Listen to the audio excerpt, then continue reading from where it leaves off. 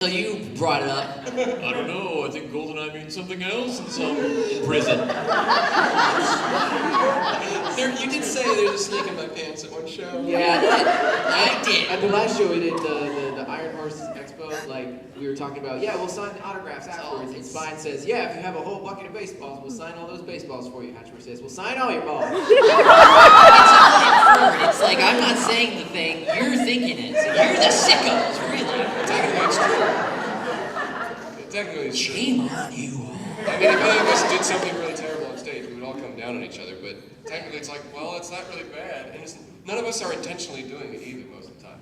And we're, in hindsight. Oh no, I said I'll sign all your balls. That's it. I think I did the worst. It's really embarrassing. I think it was like last year or 2 years ago. I said something about chicken nuggets. Like, it was the worst word.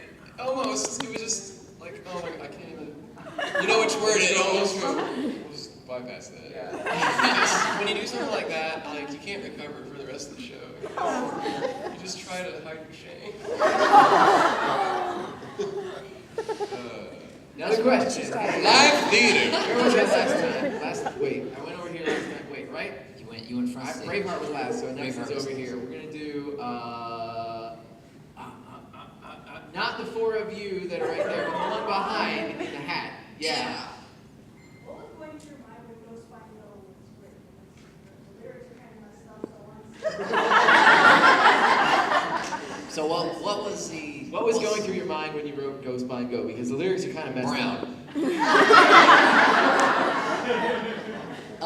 Well, there's a few things, like we had a Hatch Fever, and then I'm like, hey, Spine should have a song too, and Rabbit should have a song on Mark III, because Mark III is kind of like reintroducing the robots. We're trying to like redo it. Anyways, yeah. Trying to squeeze out the new robots, just really working, focused, sweat.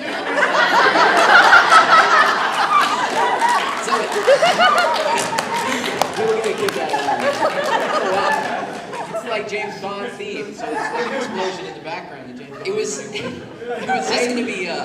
was just gonna be straight up spy parody of the Spine. Like, he's just totally cool, handsome man and stuff, doing crazy stuff. And gosh, I think we use a little bit of poop humor sometimes, and I figured, let's make that our thing. And I mean, and for me, I get off on it because I like the idea.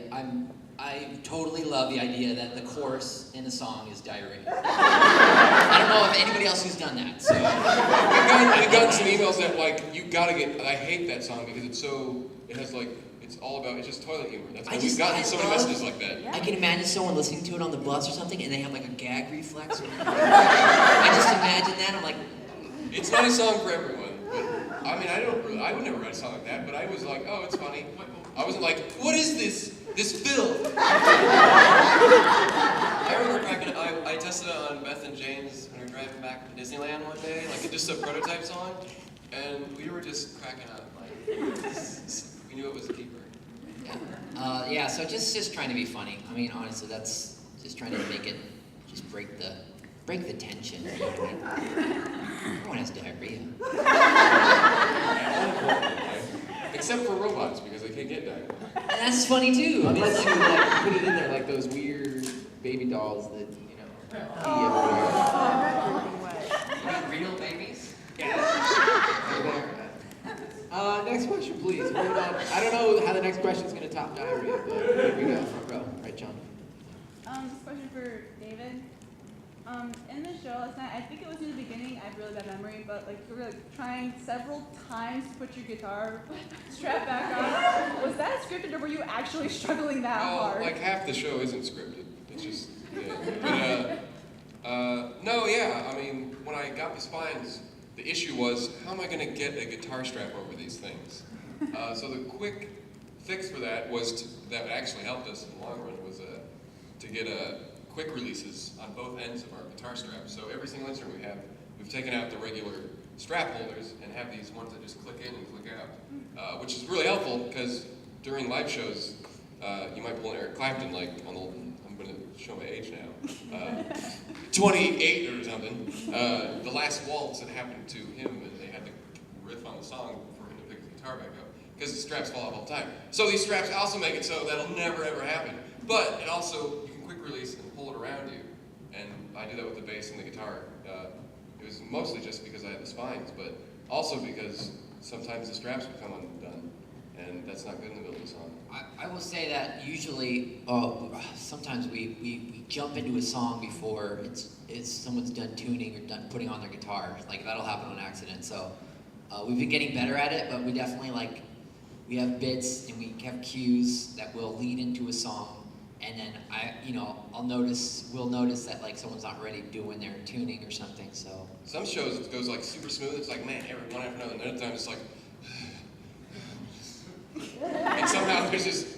I think last night we forgot that you had to put your guitar on. Yeah. we jumped the cue and we're like, oh. Just looking and didn't fire it right away. You weren't like snoozing off like usual. I have to get the strap in between the top spine and the middle one. If I get it anywhere in between or in between both of them, then it won't sit correctly. I've played a few songs where it was not strapped on correctly. We remember those songs. Not last night. I think I got it right this time. It just took me a while, that one. So you just make a bit out of it, because we're not a serious group. Man, if we had to be, I don't think we could do it. Like, literally, we'd drop something on stage and then we'd be like,